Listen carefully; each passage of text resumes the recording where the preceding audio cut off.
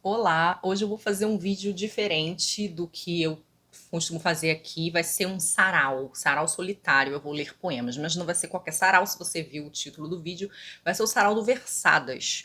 Para quem não sabe, esse ano eu fiz um clube de leitura de poesia com 6 poetas. Foram 6 meses. A ideia era que a gente lesse e discutisse poesia. Algumas pessoas muito queridas participaram, pessoas que já gostam de ler poesia, pessoas que estão se aproximando da poesia agora. Eu sempre fico contente quando as pessoas me incluem nesse movimento e dizem: nossa, por causa de você, da sua indicação, do seu clube, do seu curso, eu li mais poesia. Isso é uma coisa que realmente me emociona, me deixa assim justificada na terra. Eu sou uma pessoa emocionada com a poesia, como você pode perceber. E a ideia desse vídeo, na verdade, era fazer uma leitura de poemas que eu gosto muito dessas 6 poetas que lemos. E é só isso que vai ser esse vídeo. Serei eu lendo poemas de 6 poetas. 6 poemas de 6 poetas. E é isso. Eu espero que vocês não vão embora desse vídeo depois dessa informação. A gente vai começar então com a Anne Sexton. Eu vou começar dessa coletânea chamada Compaixão, publicado pela editora Relicário, e que tem tradução de Bruna Beber. Vou ler um poema assim mais que eu acho que vai agradar a vários públicos. A Anne Sexton tem uma poética bem específica, mas estou aqui também tentando alcançar aquelas pessoas que não são as maiores entusiastas de poesia. Então vou pegar um assim que eu acho que vai pegar, pode pegar mais leitores. O poema se chama Bem-vindo Amanhã. A alegria está em tudo. No cabelo que escovo toda manhã, na toalha Canon recém-lavada com que me esfrego toda manhã, na capelinha de ovos que faço toda manhã, na algazarra da chaleira que esquenta a água do café toda manhã, na colher e na cadeira que exclamam "Olá, Anne", toda manhã, na cabeceira da mesa onde ponho talheres, prato, xícara, toda manhã. Deus está em tudo isso, bem aqui, na minha casa verde-oliva, toda manhã. E eu pretendo, embora sempre esqueça, agradecer, me jogar aos pés da mesa da cozinha e fazer uma oração de júbilo, enquanto pássaros gloriosos bicam um casório de sementes na janela da cozinha. Enquanto estou pensando nisso, deixe-me pintar um graças na palma da mão. A esse Deus, a essa risada da manhã, para que não fique inconfesso. Alegria que não é partilhada, ouvi dizer, morre jovem. Bem lindo, Anne Sexton, poeta norte-americana. Fica esse gostinho aí para quem quiser se aventurar. Agora a gente vai ler um poema do livro Herbário da Memória, Herbário de la Memória, da poeta de Santos, Kátia Marchese. Falei em espanhol porque o livro é bilíngue, então os poemas estão em 2 línguas. O espanhol é um idioma da família da Kátia. A Kátia é uma poeta que eu admiro muito, gosto demais da poesia dela. Eu li um outro livro dela além desse, que é o As Mulheres de Rock. Se eu não me engano, falei dele aqui no canal, não sei se num vídeo só para ele ou numa daquelas indicações poéticas que eu costumava fazer. Eu vou ler um poema que ele é mínimo, mas eu acho ele lindo. As imagens dele são lindas. Ele é um herbário da memória, então ela vai falar de questões de memória, de traumas, de perdas, de coisas que estão se perdendo, sempre usando a imagem das plantas. Se o livro da Anne Sexton é a reunião, né, uma antologia de poemas da vida toda da escritora, a gente passa aqui, na verdade, por toda a sua prática poética.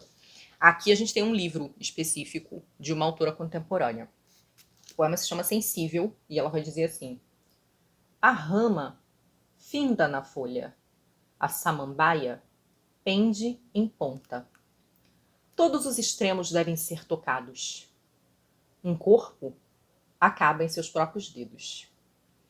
É um poeminha tão singelo, né? E eu adoro como ela vai mostrando, ela tá falando de uma planta. Ela fala da samambaia.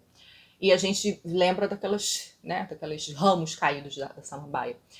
E a gente percebe como ela vai trabalhando, talvez aludindo a esse movimento das ramas caídas, ela vai aludindo a ele com a fonética, com os sons do poema. Ela vai trabalhando os sons anasalados na primeira estrofe, né?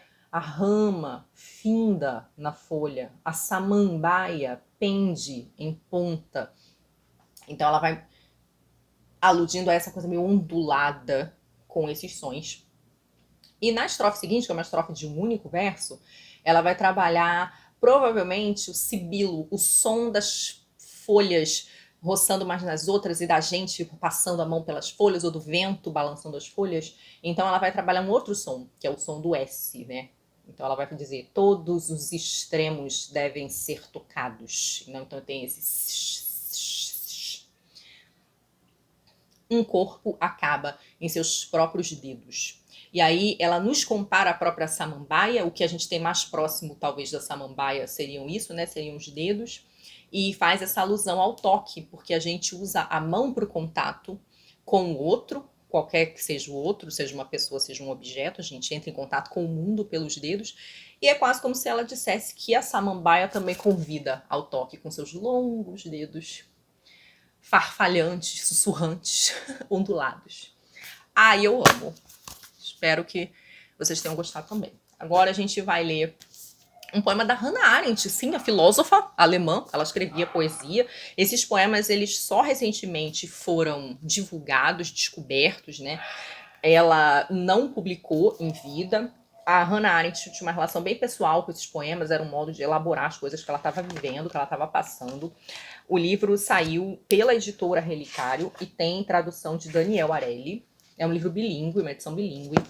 Os poemas da Hannah Arendt são marcados por vários sentimentos de angústia, como perda, o exílio, perder a pátria-mãe, o idioma materno. Ela vai para os Estados Unidos, então passa a ter que falar e escrever em inglês, mas ela escreve a sua poesia em alemão. É uma maneira de se conectar com a própria cultura, né, com a própria herança cultural. Ela vai aludir nesses poemas a muitas perdas, ela fala de braços passando em trem, provavelmente uma alusão à descoberta, né, do que acontecia com as vítimas do regime nazista. Ela perdeu vários amigos nessa situação, como Walter Benjamin, por exemplo, então tem vários poemas que aludem, que são elegias a essas pessoas queridas que se foram. Então eu vou ler 2 poemas. A Hannah Arendt, não dá para dizer que artisticamente, poeticamente, ela era assim, tipo, super sofisticada, até porque ela não pretendia publicar esses poemas, mas ela tem alguns momentos que são muito bons e a gente precisa, eu acho, que considerar não só quando lê o poema dela o que ela passou e o fato de que eram poemas privados, mas também o próprio pensamento filosófico dela. Ela vai fazer, por exemplo, uma repetição muito grande da mão. A mão aparece muito nos poemas dela e a gente sabe que isso é importante para a teoria que ela faz sobre o homem que trabalha. Eu vou ler 2 poeminhas, os 2 são curtos, e talvez a gente, quem conhece a autora, consiga pensar um pouco nas situações pelas quais ela passou. O primeiro se chama Sonho, e ela vai dizer assim: pés flutuando em brilho patético, eu mesma também eu danço. Livre do peso, no escuro, no imenso, espaços cerrados de eras passadas. Distâncias trilhadas, solidões dissipadas, começam a dançar, a dançar. Eu mesma também eu danço, irônica e destemida, de nada esquecida. Eu conheço o imenso, eu conheço o peso. Eu danço e danço em brilho irônico. Também eu danço acabou sendo o nome da coletânea, né? O outro poema não tem título. Percorro os dias sem rumo, falo palavras sem sumo, vivo no escuro sem prumo, estou na vida sem leme. Sobre mim, sol monstruoso como um grande, negro, novo pássaro, o rosto da noite. Então essa ideia de deriva, né, de estar perdida, de estar sem rumo, da escuridão como algo que não se vê, então está em meio ao desconhecido e ao inseguro. É isso, foi um debate muito interessante esse, porque a gente pôde pensar várias coisas relacionadas à vida e à obra da poeta. Agora a gente vai ler um poema desse livrinho, Os Trabalhos e as Noites, da autora argentina Alejandra Pizarnik, uma poeta de quem vários de nós participamos lá, éramos fãs.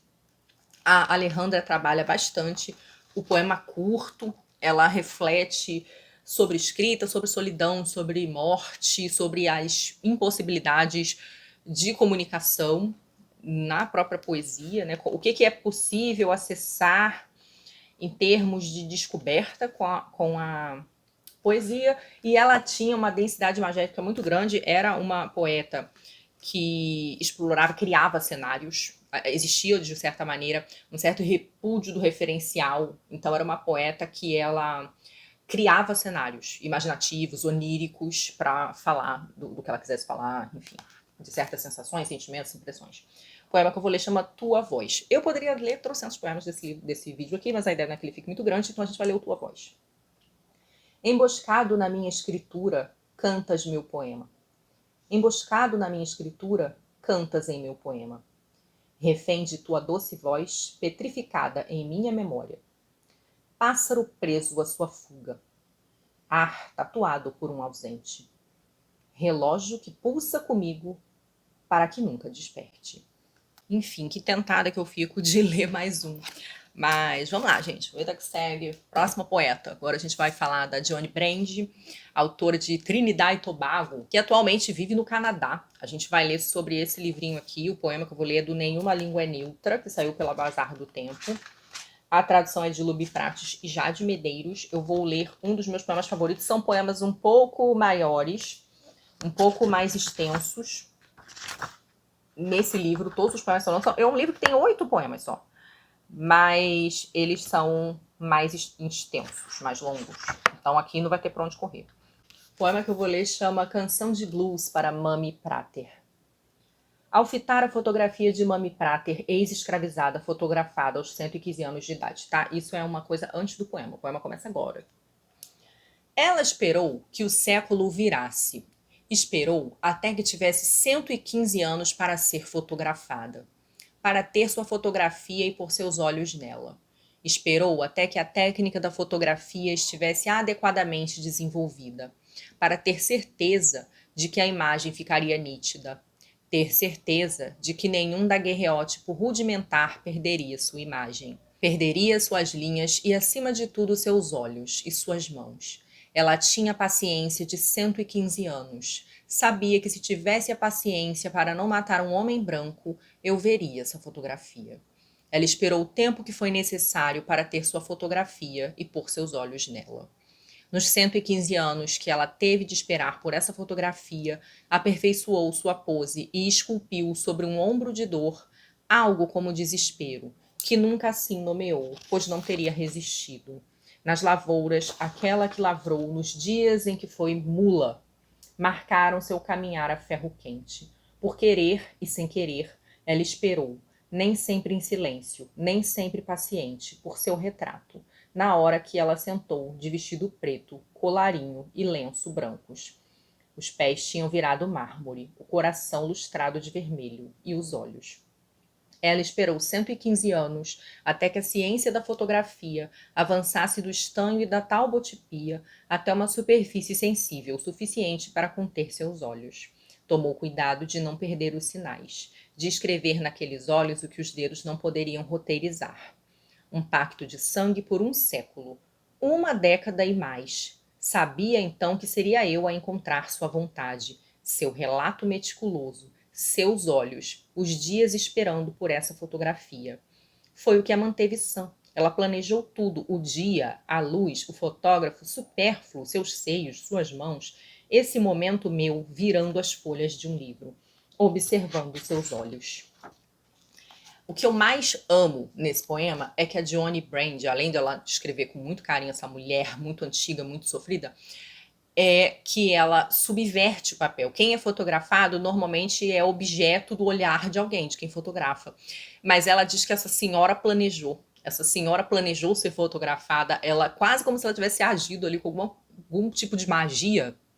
Ela planejou para que a fotografia a técnica da fotografia se sofisticasse e para que esse momento chegasse de ela ser fotografada, registrando tudo que era importante. A Mami Prater é uma pessoa que existiu e a foto dela vai estar em algum lugar aqui durante a leitura desse vídeo. Para quem não conhece a Dionne Brand, ela é uma poeta, acadêmica, professora, e parte do seu trabalho, né, do que norteia o seu trabalho, é pensar a diáspora negra, então pensar a situação dos povos pretos e usar a literatura para pensar um futuro possível, um futuro desejável. Então tem tudo a ver com esse poema, na medida em que ela transforma, né, ela subverte a situação da Mami Prater de objeto para sujeito, como se a Mami Prater tivesse planejado não só ter sido fotografada, mas ter sido fotografada daquele jeito específico. A gente conclui, então, lendo um poema da Sylvia Plath, que saiu por essa coletânea de poesia reunida, publicada pela Companhia das Letras, com tradução de Marília Garcia. Sylvia Plath, uma poeta norte-americana, talvez a poeta mais conhecida da nossa lista.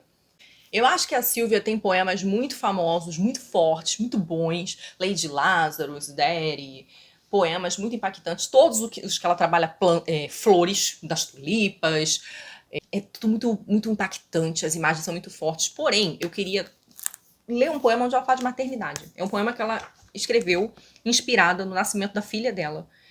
E é tão lindo esse poema, é tão bonito. E ao mesmo tempo ela insere assim, um humorzinho ali no meio dessa experiência nova. Nasce uma mãe ali. E como que é essa experiência? Ai, canção da manhã. O amor deu corda em você feito um relógio de ouro.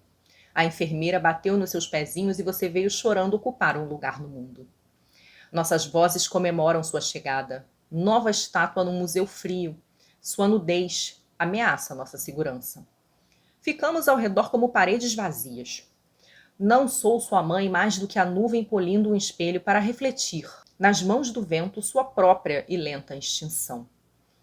A noite toda seu hálito de mariposa tremula em meio às rosas murchas.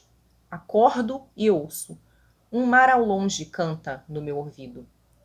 Um choro. Saio da cama tropeçando, vaca pesada e florida numa camisola vitoriana. Sua boca se abre, limpa como a de um gato. O vidro da janela ilumina e engole as estrelas apagadas. Enquanto você ensaia, um punhado de sons. Vogais límpidas voam, feito balões. Acho tão lindo, né? Ela fala do bebê como uma estátua num museu frio. Uma estátua num museu é uma obra de arte. Então, o bebê como uma obra de arte. E aquelas pessoas ali no hospital, o museu frio é o hospital, elas ficam como paredes vazias, né? Elas estão tão apopléticas diante daquele milagre que nelas não tem arte, não tem pintura. Então, elas estão como paredes vazias ali, tristes, vazias. Ela compara o choro da criança ao barulho do mar, né? Então a criança chora, acordo, ouço, um mar ao longe canta no meu ouvido, é o choro da criança. Ela usa de humor para descrever a si mesma, né? Vaca pesada e florida numa camisola vitoriana. Até algo de inadequado parece na mãe recém-parida, né? O peito tá inchado, ela tá meio batida, tá cansada, tá usando ali provavelmente uma camisola comemorativa especial para esse momento. Então tá aquela mulher cansada do parto, toda inchada, sem dormir direito, naquela camisola, né? Então é muito interessante essa ideia. E também essa ideia de vaca pesada, porque a partir de agora ela vai amamentar muito, né? Então talvez um momento onde ela tenha mais se identificado com esse animal específico. E o modo como ela descreve os sonzinhos que a criança produz, as vogais voando como balões, saindo aqueles sonzinhos e subindo, né, graciosos. Ai, gente, não é lindo? Eu que sou emocionada demais, podem ser sinceros aí. Então é isso, espero que tenham gostado do meu singelo sarau. Um beijo a todos e se vocês gostarem da ideia, digam aí, que aí eu faço mais sarau e leio mais poemas e chamo, talvez aí, convide algumas amigas para fazer sarau junto aí. Eu participei uma vez de um sarau no canal da Jéssica e foi divertido, quem sabe. Muito obrigada por me ouvir, por me escutar. Leiam poesia, poesia é bom demais. Até a próxima.